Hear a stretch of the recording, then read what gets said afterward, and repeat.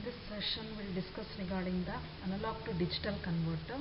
For your syllabus, you have the analog to digital converter 0804. Its interfacing diagram with the 8051 microcontroller along with the program, assembly language program that we'll discuss in this session.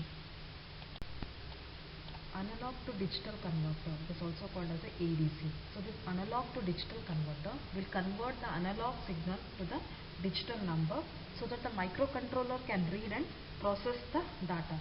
And this analog to digital converter, it will be defined in terms of the resolution. So this analog to digital converter or the ADC will have the n bit resolution, where this n can have the value of 8, 10, 12, 16 or the 24 bits. So this analog to digital converter you are going to define in terms of the bits. That means you are going to explain that in terms of the resolution, and this resolution will be defined in terms of the bits. So this resolution we can define it as it's always defined in terms of the bits. It will determine how many distinct or how many different output codes the converter is capable of producing. So this resolution, you are going to define this resolution as, so this resolution it is always defined in terms of the bits. So it will determine how many different output codes the converter is capable of producing. If you are going to consider a n-bit ADC means it can produce a 2 raised to n number of different output codes. And this resolution you can also define it as how many parts the maximum signal voltage will be divided into how many parts. So that itself you can call it as a resolution. And in case of the ADC, we are defining one more important parameter called as the conversion time. So this conversion time, so it is defined as it is a time it takes the ADC to convert the analog input to a digital values. And this ADC, it can be of the serial type or it can be of the parallel type. So in case of the parallel ADC, 8 pins they are dedicated to bring out the output, whereas in case of the serial ADC only one output pin is dedicated. So that is the difference between the serial along with the parallel. The ADC it can be serial or it can be a parallel, and this ADC you are going to define the ADC in terms of the resolution. And this conversion time it is defined as the, so what is the time the ADC will take in order to convert the analog input value to a digital value. So in ADC we have the different versions. For your syllabus you have the ADC 0804. So this ADC 0804, it is an 8-bit parallel ADC, and this 0804 IC it works with the +5 volt and it has a resolution of the 8 bits. And in case of the 0804 ADC, the conversion time it varies depending upon the clock signal which is applied at the clock input pin in case of the 80804 pin configuration. So next is the pin configuration of the 0804 ADC. The first pin is a chip select pin. It is called as a CS pin. So this pin we can call it as it is an enable pin in order to activate this IC. So it is an active low enable pin. So you should apply the logic level 0 in order to activate the 0804 IC. So next is the RD pin. So this is also an active low input signal. So whenever the chip select pin is equal to 0, high to low pulse, if it is applied to this RD pin means the 8-bit digital output, it is available at the pins DB0 to the DB7. Whenever you want to get the output from this IC means, so you for that case the chip select pin should be equal to 0, and for this RD pin you should apply the high to low pulse should be applied at the RD pin so that you can get the digital output at the output pins from the DB0 to the DB7.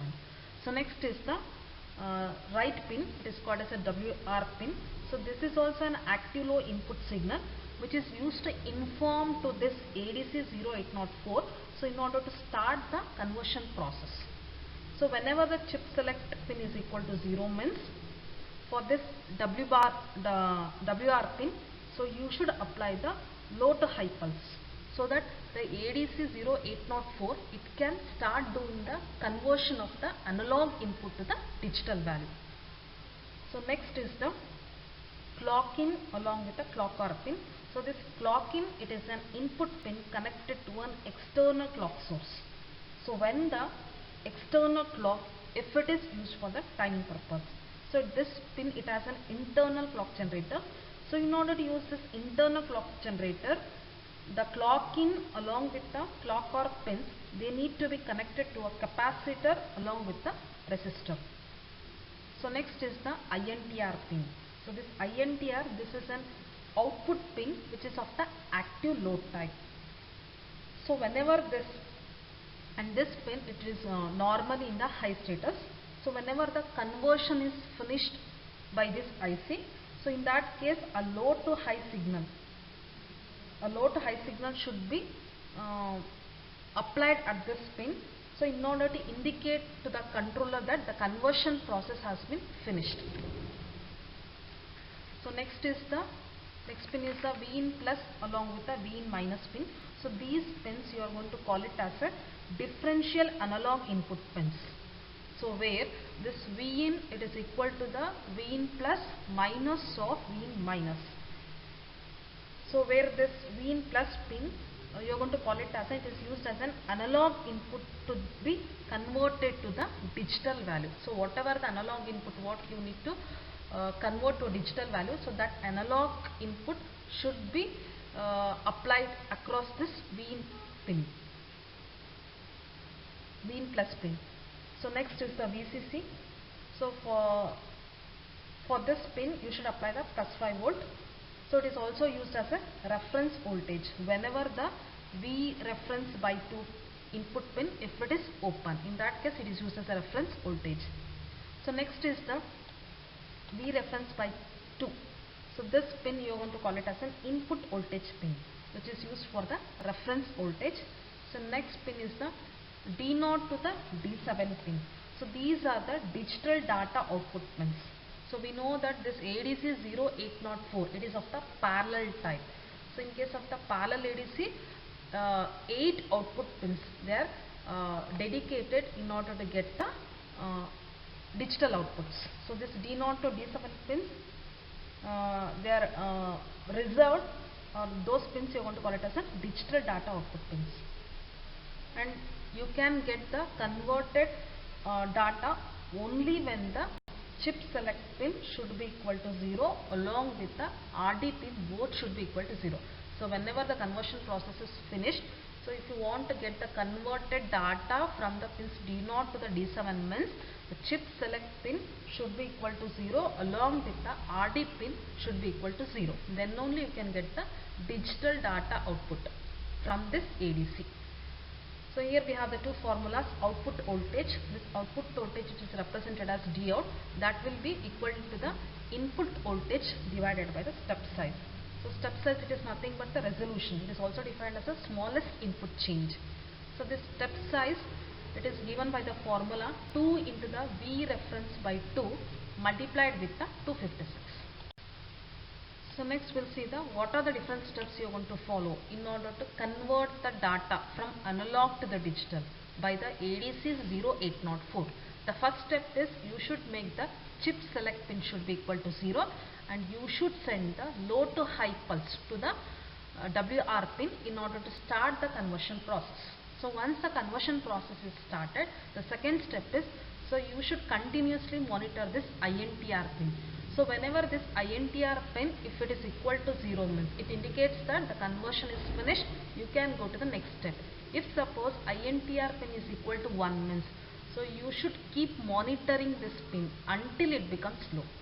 The third step is, once the INTR pin becomes low means, so you should make the chip select pin is equal to 0 and you should send the high to low pulse to the RD pin in order to get the digital data out of this ADC. So these are the three different steps what you are going to follow. So whenever you want to convert the analog data to the digital. So next is a timing diagram for the data conversion. The same steps, they are indicated through the timing diagram. So in this timing diagram, initially you can see a low to high pulse that is applied to this chip select pin. Then for this WR pin, a low to high pulse has been applied so that the ADC will start doing the conversion process. So after that you are going to monitor this INTR pin. This INTR pin initially will be in the high state. So once the conversion is finished, this INTR pin, it goes to the low state. So once it goes to the low state, it indicates that the conversion process has been finished. You can take the data from the pin D0 to the D7.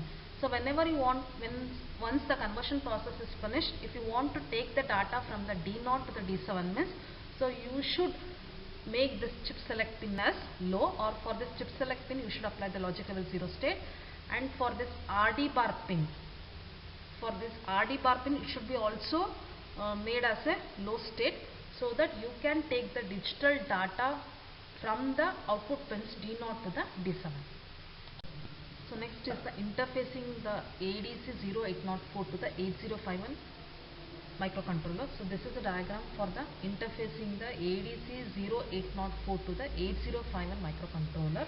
So in case of the 8051 microcontroller, we are making use of the two ports, port 1 along with the port 2. So in case of the port 2, we are going to make use of the P2.5, which is used for the RD bar pin, P2.6, which is used for the WR pin. So this P2.5 along with the P2.6, so these two will act as an output pins, and this P2.7 which is used for the INTR pin, so this will act as an input pin, and the pins of the port 1 so that will act as an input. So P2.5, P2.6 will act as an output, P2.7 will act as an input, port 1 pins, it will act as an input. And here we are going to apply the input voltage across the Vin of plus, and you need to apply the plus 5 volt. And this chip select pin, it is an enable pin that should be connected to the ground, so in order to activate this IC. So this is the interfacing diagram of the 0804 to the 8051 microcontroller. Just you need to explain the connections, which all the pins you are going to make use of as the input, and which all the pins which of the port you are going to make it as the outputs, and where all those pins are connected, that we should explain. So next is the assembly language program to interface the ADC to the 8051 microcontroller. So initially I want to define all the bits what you are going to assign to each of the port pins.